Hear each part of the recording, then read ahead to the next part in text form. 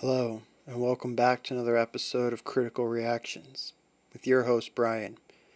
We just finished up listening to the utterly destructive Lorna Shore, and it just reminded me so much of the crushing weight of living and life in general.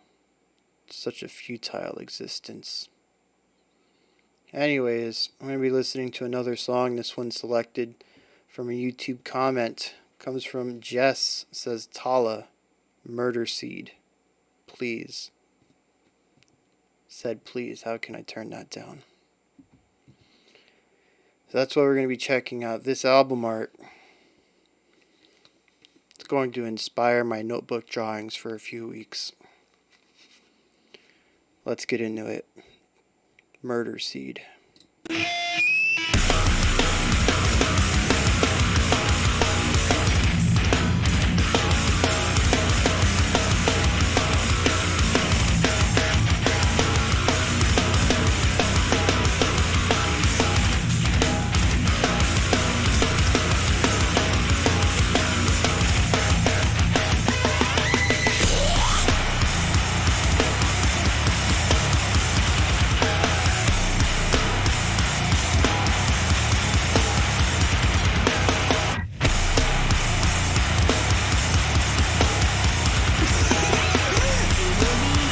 Yeah, that slowly increasing rhythmic idea going on is phenomenal.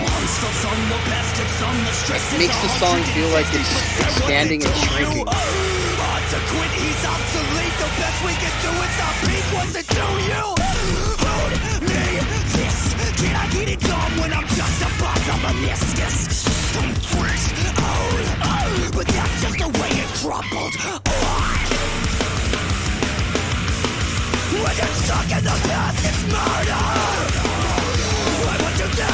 Really nice use of vocals.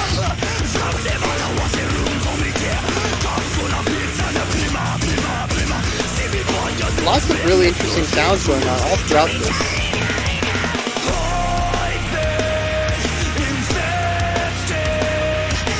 It's really interesting here that they've retained the aggressiveness in the vocals, but they've backed off in the aggressiveness in the music to create something a little bit more chordal based and consonant.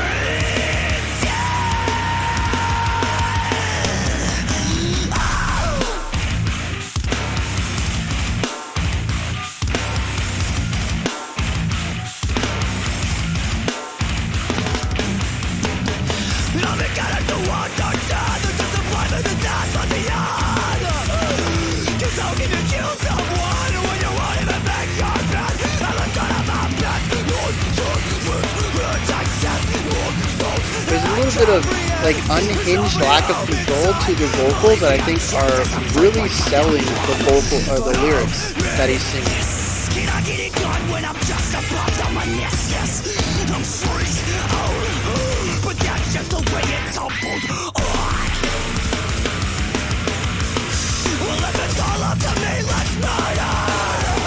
Really interesting rhythmic.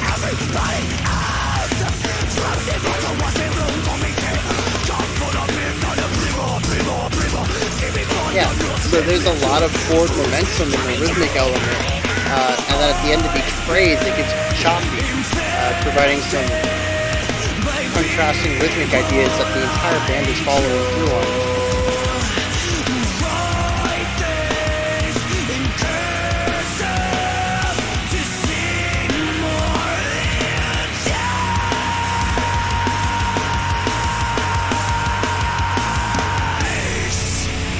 Nice, small, little subtle retardando there that brought us into this next section.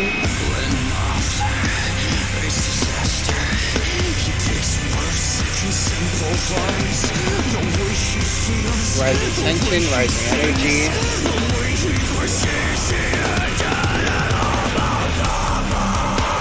Almost entirely driven from the vocalist and the drummer.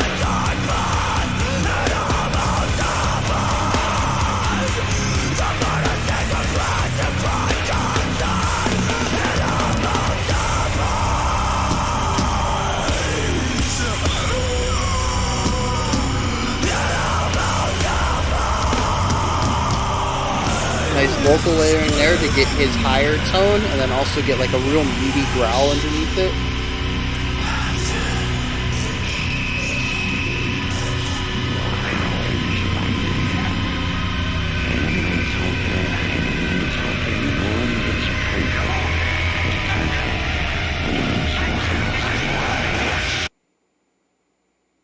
And I feel like that goes into the next song. I kind of hope it does. So yeah, really, really interesting stuff there. I feel like that's just what I say after every song, but honestly, it's true most of the time. Uh, so I feel like this song specifically, I don't know about the whole band, but definitely this song thrives on originality and contrast. We're constantly moving between differing ideas that create very stark separations between concepts. So it feels like the song is constantly progressing in a forward direction, not really looping. And that ties into what I think the song structure is, and I think it's completely linear. I kind of want to say there was a chorus, but so much of the song I couldn't really find landmarks on to tie to a specific section to really say, oh, we've come back to an idea. None of that really happened. So if they are doing some sort of repeating ideas, bringing back choruses or bringing back verses, I didn't pick up on it. And when we entered the first major shift, which is when we entered the slow build-up section, the bridge idea, we went into the outro, and then the outro took us out of the song. I mean, the bridge became the outro. We didn't come back to revisit a verse or do a third chorus or anything like that. So the second half of the song is completely linear. We don't revisit anything like songs typically do at the end. The first half, I'm still a little iffy on. A lot of it kind of sounded similar in... I don't know how to word this. Because I mentioned that they play around a lot with contrasting ideas and moving between concepts. But I also want to say that the first half of the song sounded very samey. And these two sound like they should be opposites, but they're actually not, because it depends on how you're looking at the song. As far as when I say a song sounds samey, when I'm speaking about something analytically or critically, and I say that, it means that I had a hard time distinguishing aspects of songs to create auditory landmarks in. For instance, when we listened to Lorna Shore, when the chorus came in, there was a massive width increase, a volume increase, and the strings came through with stronger chordal presence. That was the landmark that I attributed to the chorus. And when the chorus came in the second time, as soon as that beat happened, I knew we were going into it because, the auditory landmark was present. With songs like this, there's a lot of little tiny nuances going on that help keep every aspect feeling unique or different from what came before. But as a whole, the sound sphere, the sonic landscape is very similar to what came before it. There's a lot of similar tones or similar ideas of rhythm versus harmony, harmony versus consonance. The sonic identity is similar enough that I couldn't find a strong differentiation between them. So on the nuance level, on the minute level, there's a lot of differences moment to moment. But on a higher, like a bird's eye view of the song, so to speak, it's sort of all the same thing in that first half. So that's what I mean when I say that there's a lot of contrasting ideas, but it also feels all very similar. It's two very different ways of looking at the song that I utilize to help catalog parts of the song so I can reference them and bring them up later, sometimes 20 or 30 minutes after the song's been over, depending on how much I have to say about them. Like Lorna Shore, we just got done. It was a 6-minute song or something, and I talked about it for 30 minutes, and I was having to bring up these ideas. And how I do that is I catalog them, I tag them with concepts, and file them away in short-term memory. And this one I had a really tough time cataloging or tagging anything. Part of that is because it moves so fast, but part of that is also that just from a top-down perspective, a lot of that first half is very similar. And that middle part, when we slowed down and we did the subtle build-up into the outro, that was the first part that I really had a signifier of a sonic change on a larger level than what an instrument is doing. So yeah, that was a bit of a diversion, but I guess hopefully it helps people understand how I listen to stuff. I know I don't get asked it that often anymore, but I used to get asked a lot. How do I remember all this stuff? And it's just this idea of tagging and cataloging concepts, and then just having a good memory for the order that the concepts came up in.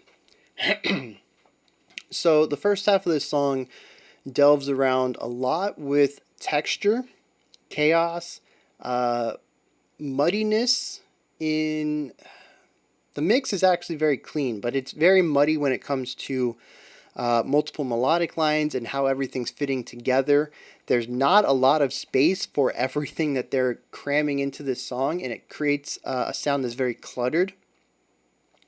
And it works so well with the vocals. So the song is very claustrophobic. It's a very cluttered song. There's a lot of oddities to it.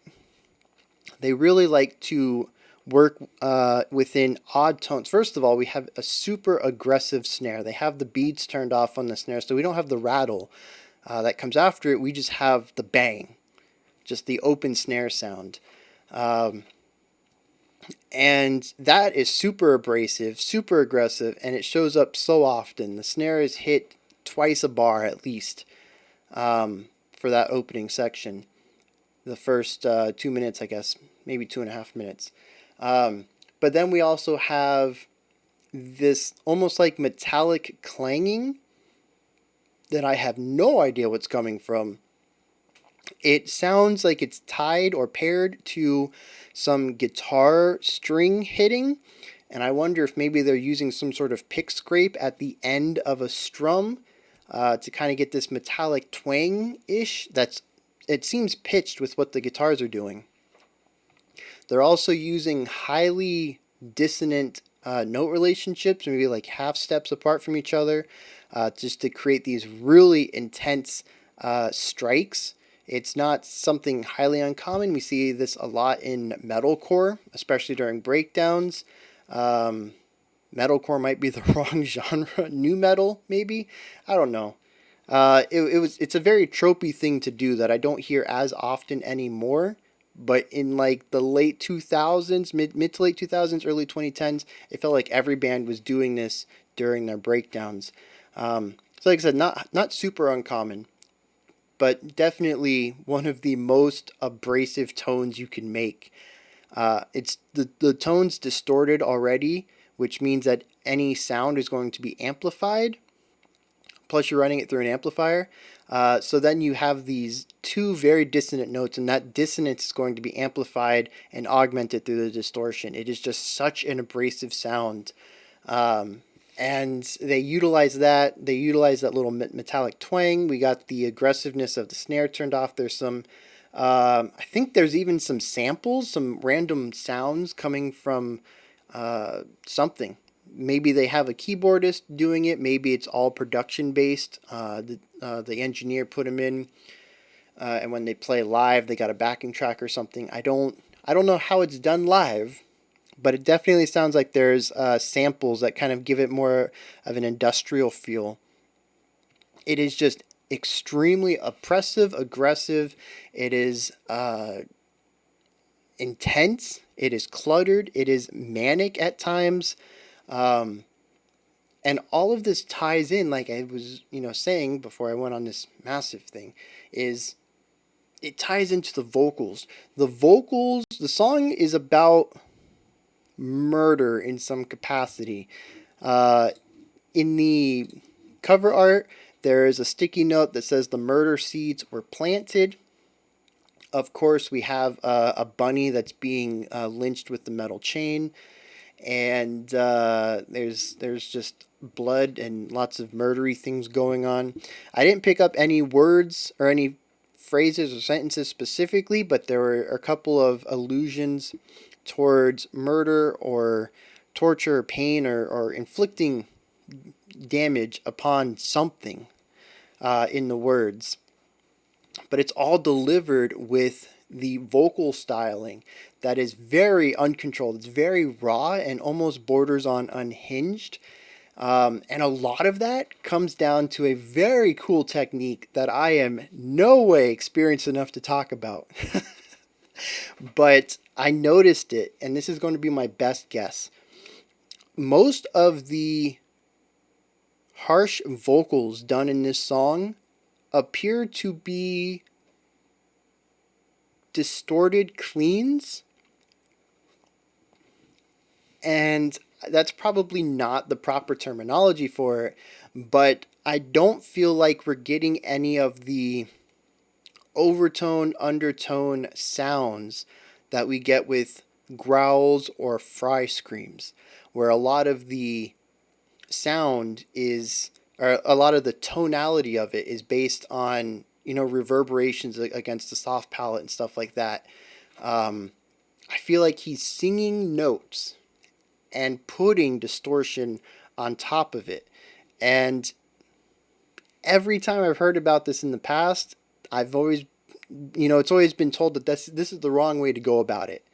But there's so many times in here where he is raising his notes in a very melodic way. He's changing notes in a very intentionally melodic way and creating melodic lines while also increasing the intensity of the distortion on his voice.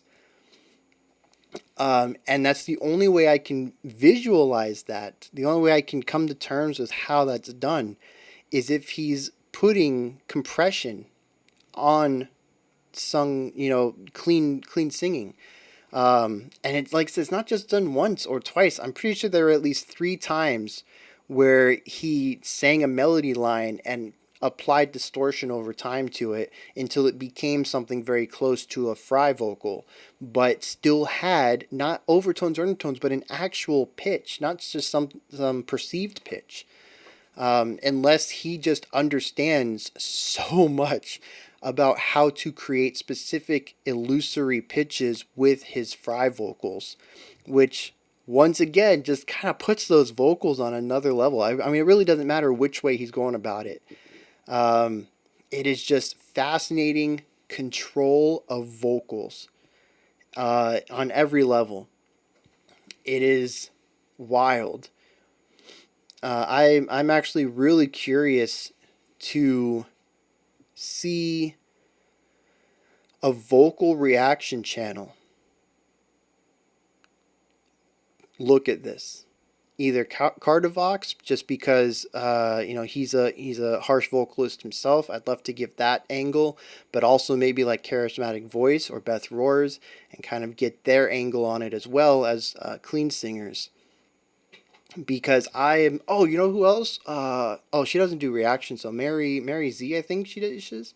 She does vocal analysis. It's not really reactions though. But she also does harsh vocals. And I would love to get an expert's opinion on what's going on with these vocals, because I'm very curious. Now that I think about it, though, I would also like to get expert opinion on Lorna Shore's vocals. Especially probably from Cardivox, just because the entire song is in these harshes. I'm gonna have to check and see if he's done one for Lorna Shore. Now that I'm thinking about it. Yeah, I'm blown away by what's going on here, because it's not even just the gradual distortion being applied to some of these melodic runs. It's also just some of the raw sounds that he's able to create. Not even moving into notes, but just like taking a note and landing on it in a very raw, inhuman sound. And it's some of those notes that he hit where it wasn't so much about a metal sound where we would have a growl or a fry, but something just completely non-musical, and he just does it like it seems effortless. There's just a lot of vocal variety going on in this song, and I'm kind of blown away by it. But I've, man, I went way off again. I don't know how to stay on topic. My train of thoughts all over the place today. This all ties in because the vocals themselves are about a touchy subject that I would wager to say most people don't contemplate about, especially not in the detail that the vocalist is, and it's sung about in sort of an unhinged, very raw manner. So it implies a detachment from reality, at least in the vocalist point of view. And I think that works very well paired with the music, how it's cluttered and chaotic and unconventional, how there's moments of clarity, how we enter some moments of really nice melody writing, but then we also mix that with extreme dissonance or extreme tones. And it's this constant back and forth. It's a chaotic, messy song that melds well with somebody who's lost touch with reality and is contemplating murder. Um, it's a perfect merger between theme and music, lyrical theme and musical theme, and it works so well. And of course, it lends itself to that bridge idea of, I think he was repeating a mantra and started out kind of quiet and then getting louder and then getting louder before breaking into a fry of some sort. And the drums are building the intensity with them. And, this is a staple for metalcore, new metal. We've heard it in plenty of songs. I think Korn does this, or at least used to do this a lot. But it works so well in this context that it doesn't feel tropey because it blends in with some of the thematic ideas. I think this is a really strong case for a genre that can tackle a theme better than other genres. Yeah, I think that's where we're going to end this one. I wanted to talk a little bit about the end, but honestly, my memory is getting a little hazy on it, and I don't think it really did much different. It basically did the same ideas we've already explored: the clutteredness, the chaoticness, the abrasiveness, and the contrasting ideas, just in a different way than the first half. But yeah, wild stuff all around. There's a real experimental DNA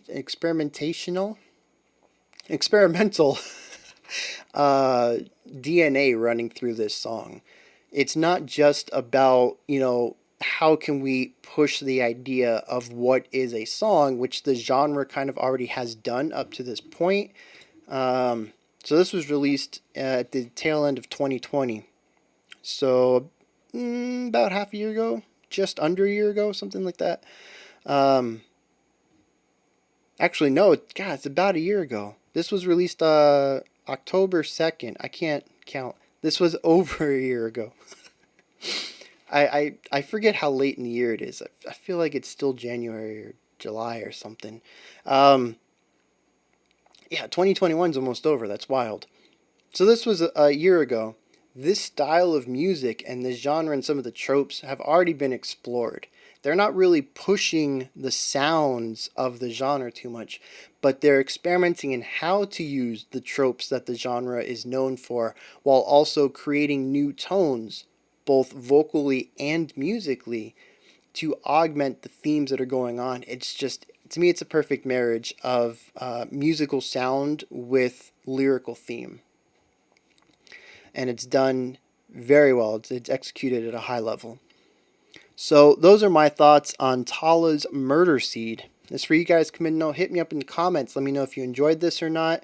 Let me know if there's anything that stood out to you that maybe I didn't touch on. Like I said, my memory was starting to fade a bit at the end, just a byproduct of having so few landmarks across the song to really categorize things with. Just means I tend to forget it a little faster than songs that are more individually different. If a song has a lot of different parts to it, I'll have an easier time remembering it than something that does something like this where it has tiny differences throughout. Yeah, comments though, description box. In there's a link for Linktree. You can check out all sorts of stuff related to the channel, Discord, Twitter, Patreon, email me, all sorts of stuff. Above that, like, subscribe, and ring the bell. I'll be back tomorrow, 5 p.m. Eastern Standard Time, 9 p.m. UTC. We're going to look at 2 more spooky / Halloween kind of songs. Emo Bryan will be back. I have a pretty hard time keeping it under wraps, but once music starts, I find it just easier to suppress him and kind of get back into the regular cheery Bryan mode. So, yeah. Emo Bryan will probably pop out at the beginning, but I'll wrestle control over the body and take it back not long after we start the video. Alright, until next time, remember to be critical but not cynical of the music you listen to, and have a fantastic morning, afternoon, or evening whenever you choose to watch my videos.